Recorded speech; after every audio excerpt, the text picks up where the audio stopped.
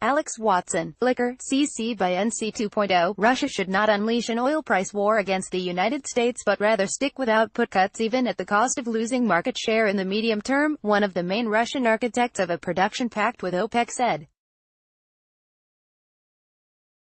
Since 2017, Russia and OPEC have cut oil production jointly for the first time in an effort to boost the price of crude. Following their supply pact, oil has traded between roughly $60 and $85 per barrel, from below $30 before the deal took effect. For U.S.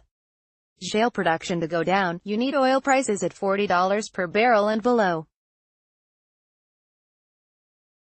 That is not healthy for the Russian economy, Kirill Dmitriev, head of the state-backed Russian Direct Investment Fund, said on Wednesday. We should not take competitive action to destroy U.S. shale production, said Dmitriev, speaking at the World Economic Forum in Davos, Switzerland.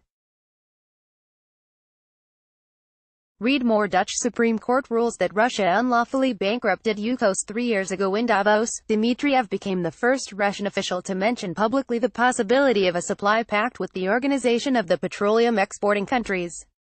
At that time, oil prices had collapsed after OPEC kingpin Saudi Arabia raised output to hurt higher-cost U.S. producers.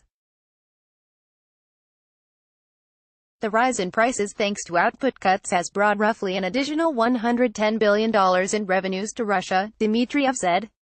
However, higher oil prices have also helped the United States, which is not participating in output cuts.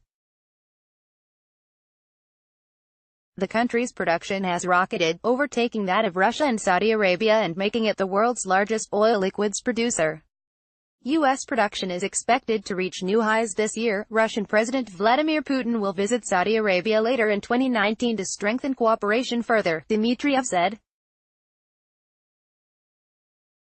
Azerbaijan, one of the largest former Soviet oil producers and a participant in the production deal with OPEC, believes the pact should be extended to the end of this year, President Ilham Aliyev said this week.